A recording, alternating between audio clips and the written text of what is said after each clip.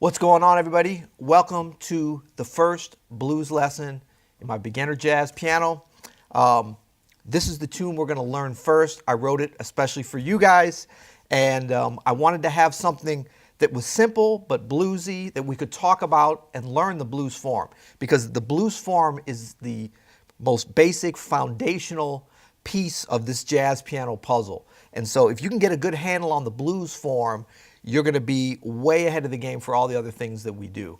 And the blues are great because there's many different styles of blues. Of course, they come in different keys, 12 different keys.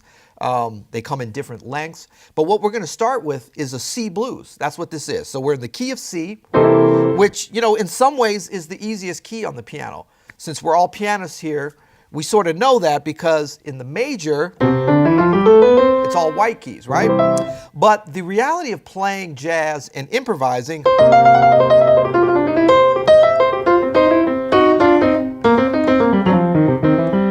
especially in a blues style is we're going to play a lot of black keys, a lot of wrong notes if we're in the key of C, right?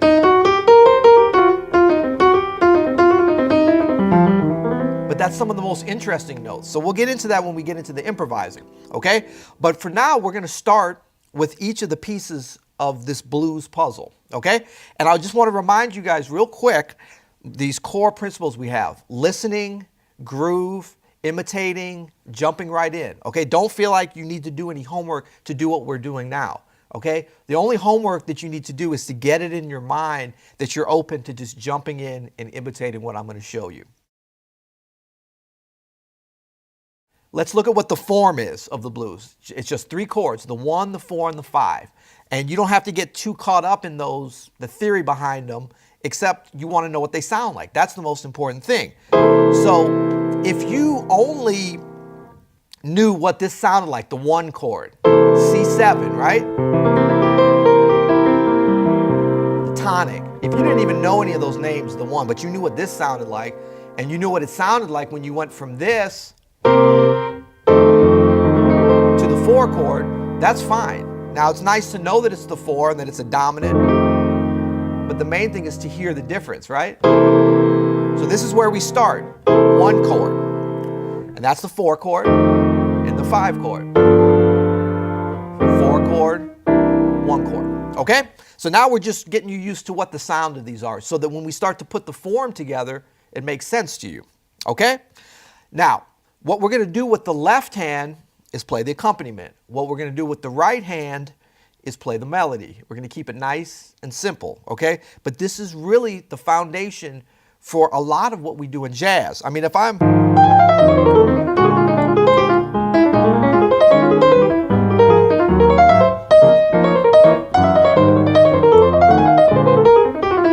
Donna Lee, great bebop tune. The melody's all up here.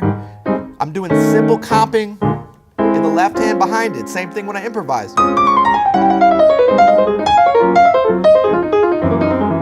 Of course, you know,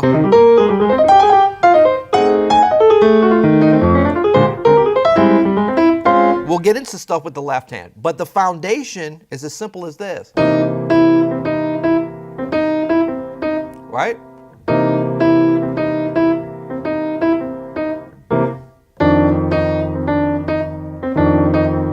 But it sounds good because we got the feel, right?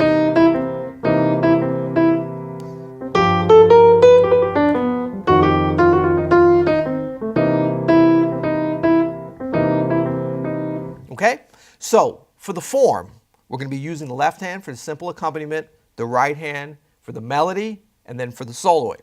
And we want to get a feel within that context for the form, starting on the 1 chord. Now, here's the groove: 1, 2, 3, 4. Second bar, third bar. 4th bar. Now 5th bar. So in the form, this is the first time when we're changing harmony. The structure's changing. We're not on the 1 chord anymore. On the 5th bar. Now, just like with the chords, remember we talked about that's the 1 chord. That's C7. That's C13. There's a lot of things we can call it. But who cares? Just learn what it sounds like, okay? And we want to know what it sounds like from going from here to here. And so the form is the combination of the time and the groove going along. Boom, doom, doom, doom, 2, 2, 3, 4, 3, 2, 3, 4, 4, 2, 3, 4, 5. And then we're at that 4 chord. The time's moving along, then the harmony changes. So those two together are what the form is. And so when we look at the whole blues form, we're on that 1 chord.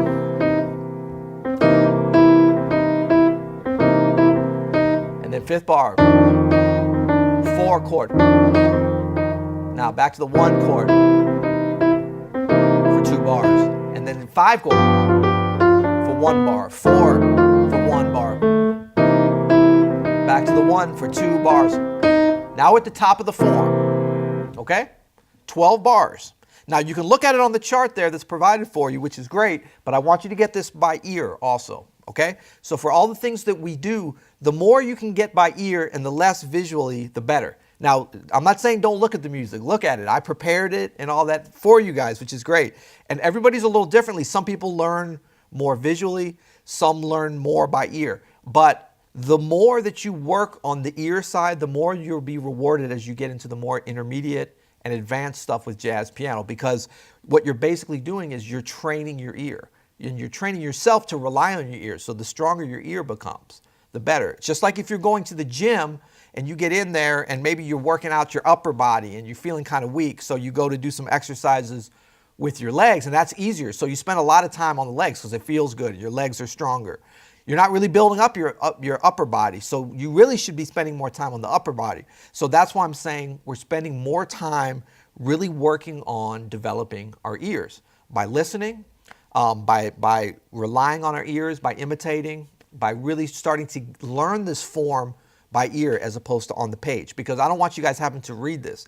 In fact, I'm going to challenge you to really memorize this melody as quickly as you can. All right?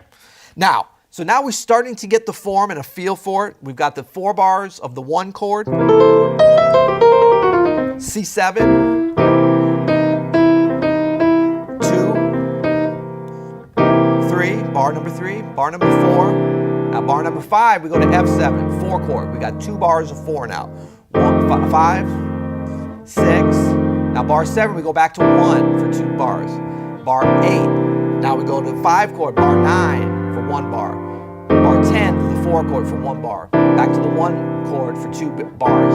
Bar 11, bar 12, bar 1. Back to the top. So it sounds more confusing than it is, but I'm kind of repeating it, showing it to you in a few different ways, because we all learn a little bit differently, but we want to actually learn this in all these different ways. So we're learning it, how it sounds going through with the time and the groove. We're learning what it sounds like when we transition in between each of these chords. So the sound going from here, the 1 chord, to the 4 chord, and back to the 1 chord, and to the 5 chord. There's no time going on now. We're just hearing what it sounds like. Okay? That's the form of the blues. You can certainly be listening to lots of different blueses and different keys on your favorite recordings. Miles Davis, Herbie Hancock, Bill Evans. Got a lot of great references, Charlie Parker. So always listening to that and starting to identify these 1s, these 4s, and these 5s. But I want you to be able to jump in and be able to really hear the transition between these chords yourselves. So how are we going to do that? We're going to start with a basic shell. Okay? Now remember, on my core concepts in the introduction, we talked about how important the shell is. The shell is the 3rd and the 7th. So in this case, we're at C7, C dominant, right? We've got a C major scale. And don't worry if some of these scales you don't understand. We're going to get into more about the scales, but you don't need to know every scale to be able to play what we're going to do today. Okay? C major scale. You do need to know a C major scale, okay? Now, for the purposes of this is a C7, so it's a dominant 7th, a flatted 7th, okay? Same as a major, except it's a B flat instead of a B natural, okay? We're going to build our shell from this. So we've got the root in the left hand, which is a C. You can play it here, you can play it here. And then remember, the shell is what? Right. Somebody said it right. 3rd and the 7th, okay? Now, it doesn't matter which one's on top.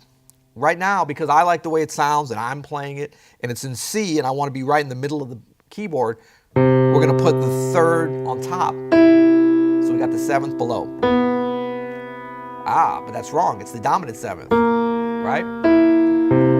But this is a very important thing. We have to play wrong notes sometimes as we're learning, because that's how we learn to make adjustments. So if I play this, that's a C major 7 with the shell, but it should sound wrong in a blues. That's not a blues, right?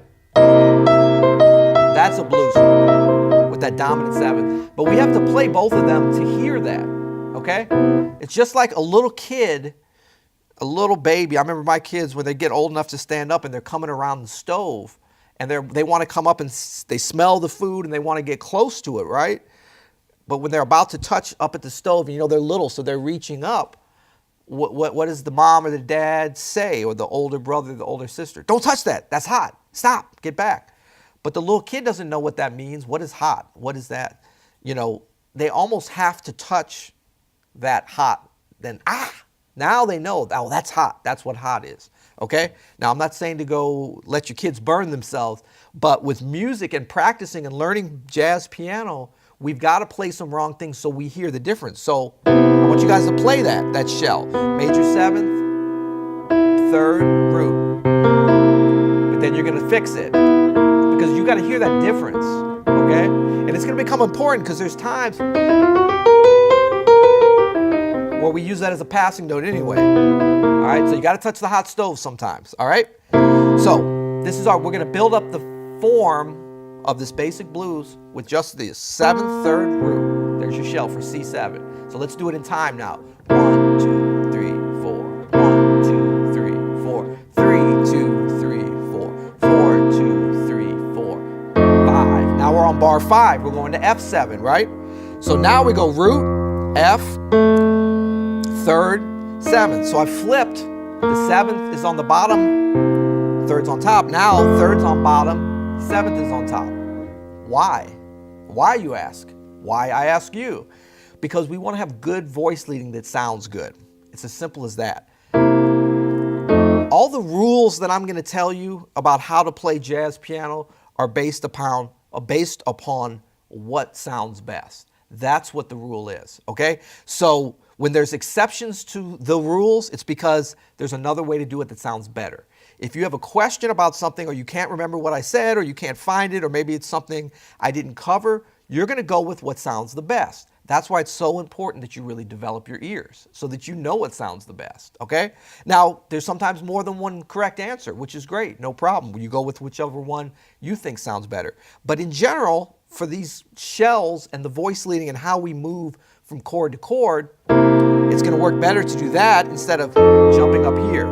The reason is we get some kind of melodic movement even though we're playing harmony. So that just slides down. Gives it a nice little connection there.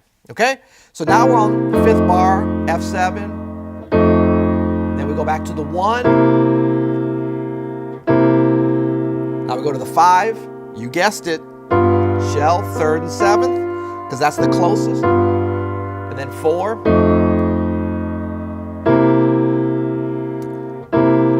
Okay, so you'll see in the notation there I've got these very simple shells for you to go over. So that's really the first thing that you're going to learn for the blues is, and you just play whole notes, just like it's written there. You can do it by ear, no problem. I'd rather you do it by ear. And so once you get to the point where you can do this all the way through a chorus, and you probably see I'm tapping my foot. 1, 2, 3, 4. You can get the metronome going if you don't trust yourself. Once you can get to where you can go through the whole chorus like that with whole notes, you can play a blues, okay? Now, we're not playing the melody yet. We're going to get to that next. But congratulations to you. You know a blues now. Okay, now how do we start to make it sound better and flesh it out so that when we play it for our family, our wife, our husband, our girlfriend, our boyfriend, our kids, our grandparents, and our friends, instead of just saying, look, I can do a blues. Peter Martin showed me how to do a blues. How do we make it sound good?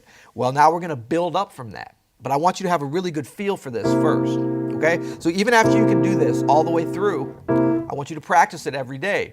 It's going to be easy at a certain point. You'll get this. But we're still learning when we practice this because we're hearing that form of the blues. Okay? So the reason I can sit here and play this without thinking about what's the next chord is because I really know this form. It's intuitive to me. Okay? It's just like if you're taking a walk with someone and you're talking to your friend as you're walking and you know your neighborhood so good and you know the route so well, you don't have to think about, oh, I'm going to turn left on this street or I'm going to turn right on that street. You just know it, right? So you can talk as you go. That's how we want to learn this form. So a lot of this, okay? It's simple, it's foundational, but it's important. After we get that, you can start to jump right in with some rhythms, okay? So we got 1, 2, 3, 4.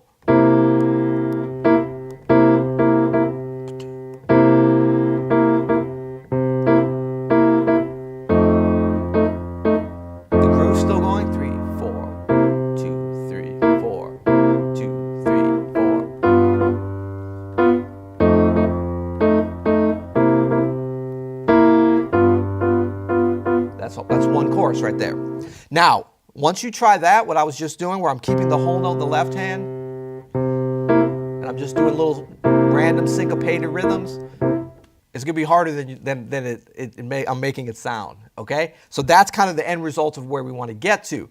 There's a lot of independence of the hands that has to be learned in between there that really goes a little bit beyond what I would say beginner for this course. But that's, and you know, we're all at different places with independence of the hands. That's kind of where we want to be, where we can control the hands like that. But at first, we're just going to be like 1, 2, 3, 4. Bang, bang, bang, bang. Simple syncopated rhythm. Bang, bang, bang, bang, 2, 3, 4. 1, 2, 3, 4. 1, 2, 3, 4. 3, 4. Bang, 2, 3, 4. Back to the top of the chorus. Okay, that's simple rhythm. You'll see it notated there. Again, if you can get it by ear, that's all the better, right? 1, 2, 3, 4. Bang, bang, bang. Because really, that's just a swing rhythm. Bang, bang. Now I can say, okay, it's a dotted quarter, and then an eighth note on the upbeat of the second beat, and then 2 beats of rest. But it's more important that you just hear it within the time, within the form. 1, 2, 3, 4. Bang, bang, bang. Okay? Now, once you get that, just to sort of test yourself and see how you can do, you can try 1, 2, 3, 4. So the left hand's just that whole notes for each bar. Get a little independence of the hands going. But for some of you, it's going to be a lot of bang, bang. Wait, why did my left hand go with the right hand? That's just the way our brains are programmed. But I want you to challenge yourself a little bit. At least try that and see how that goes. Because eventually for, you know,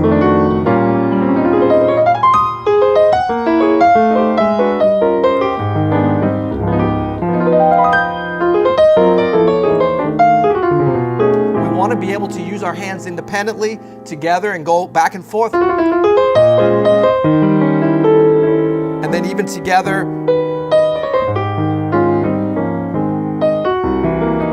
independently and together at the same time.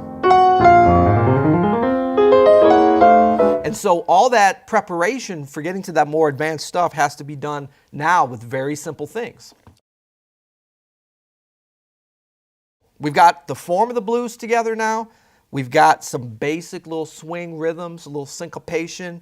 Now, let's get the melody, okay? You'll see it written there for you.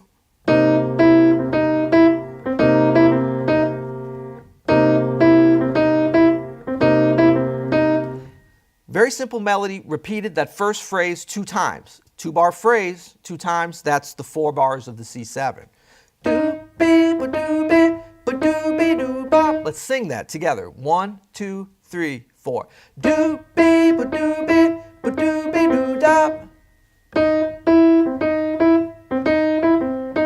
Okay, that's all it is.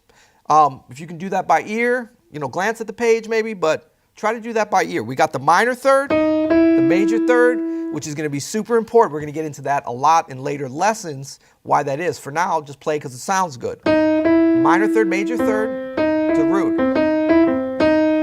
right? Okay, in the left hand, we're not going to get into a huge thing about voicings, but for now, we've got the root and the 7. Simple stuff. And you can hold it out as much as you want. Don't worry about doing rhythms yet. We're just trying to get the phrasing on the melody.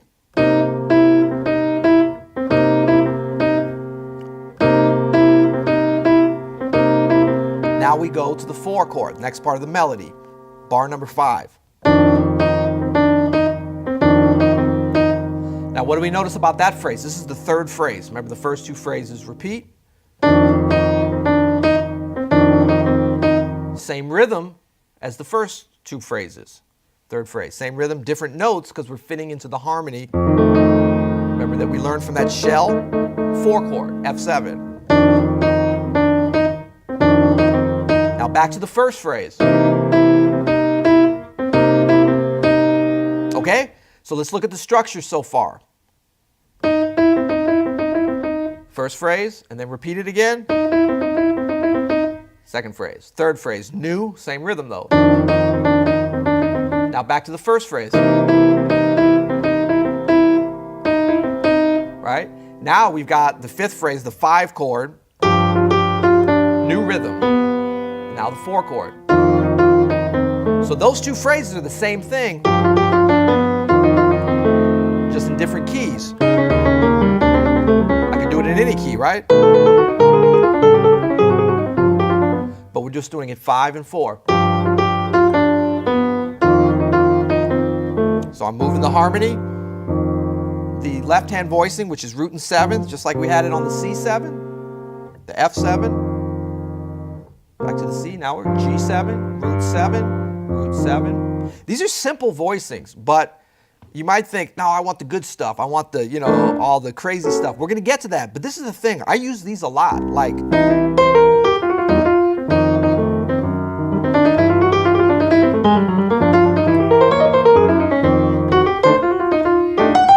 see, every time I'm doing all this other stuff, but when I go down here, I'm rooting 7th. So if you get a good command of this for the dominant 7ths in all the different keys, you're going to be set for a lot of great foundational things. This is what I want to do for you guys. I want you to learn this all from the bottom. You're building the house. We're really getting that foundation laid. And that foundation is these basic voicings, but we're doing them with the swing, with that feel, with the groove, with the phrasing. That's what makes this music great. I mean, I could sit here and...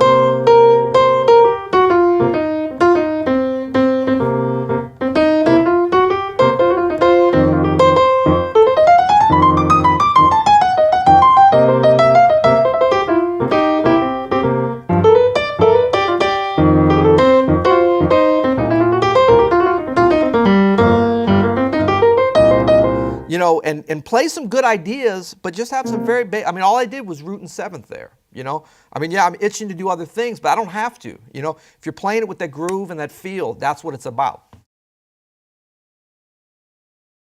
In order to get this, you're going to need to do hands alone practice, okay? Hands alone practice is so important, okay? Please, please tell everybody Peter Martin told you guys, hands alone practice.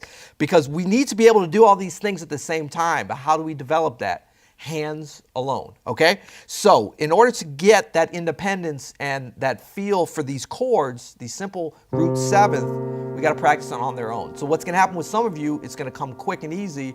You're going to do it one time and you're going to be like, I've got it. But I want you to really dive deeply into this. Every time you practice something, one course, if you've got it, do an extra 5 courses because you're reinforcing it with your ears and with your hands. I want you guys to be like this. This is not trick photography. I'm doing this by feel, okay? And it's just because I've done it so many times, I know how far my hands need to move. So that frees me up.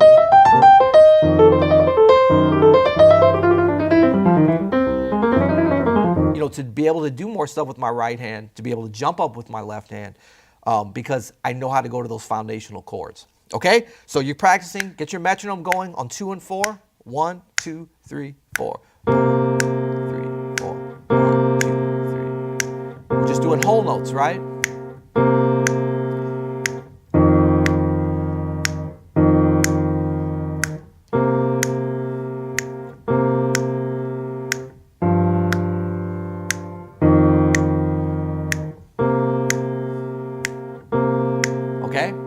Give me 5 courses of that. All right, don't cheat. I'm going to find you and watch you. The more you repeat that, the easier it'll become.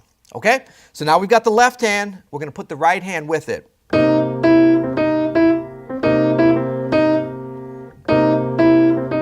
Now, if you do some of those rhythms together, if you're having trouble controlling the hand, no problem, okay? I want you guys to jump in and play this tune. Don't feel like I've got to do it exactly like it's on the page. That's why I'm playing it different ways, and I want you to learn it by ear. Because what's the rule and what's the exception to the rule? It has to sound good, okay? That's what this is all about. We're not playing Beethoven where we've got to interpret but play all the notes that are already there. You're going to interpret and change the notes and the rhythms to what fits you and what you want to play. It should sound a little bit different. So if you're doing rhythms like, even if it's together, that's fine. If you want to get into rhythms in between, that's fine too. But start simple. Hold it out. And so for that melody, I want you to get that phrasing just like when we sang it. And think about the space between the melody, the rest.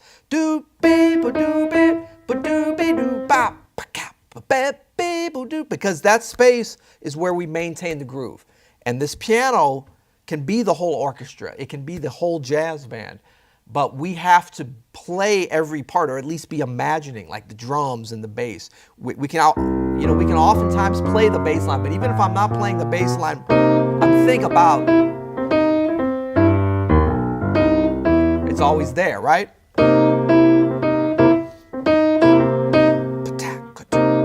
Little drum fill.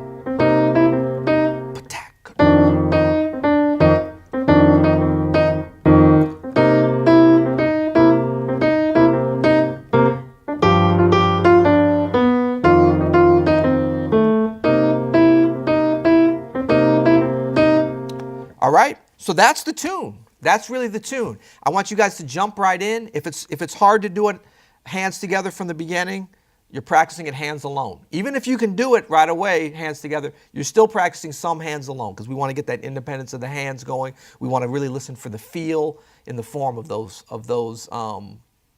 both hands individually.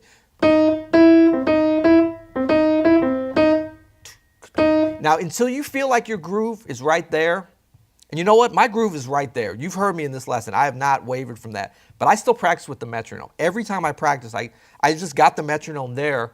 I'm in the studio now, so I don't have it here. But at my practice studio, I've always got it there. Every day I'm practicing with it, you know? You can get it going on all fours, bang, dang. Or it can be on 1, 2, 3, 4, 1. That's a kind of, doing the metronome on 2 and 4 is a nice way to kind of propel the swing. I like it better than 1, 3, because 1, 3 is like 1, 2, 3, 4. It can be a little bit plodding, whereas 1, 2, 3, 4, 1, click.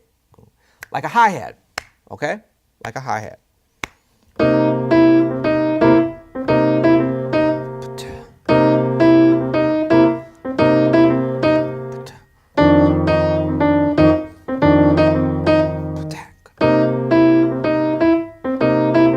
All right, I've played that enough. You know how to do it. All right? So there you go. By the end of this part, this lesson, you should be able to play that melody with the left hand at that very basic level with the good feel, good groove, good swing, and starting to get a feel for what this form is. All right? Happy practicing.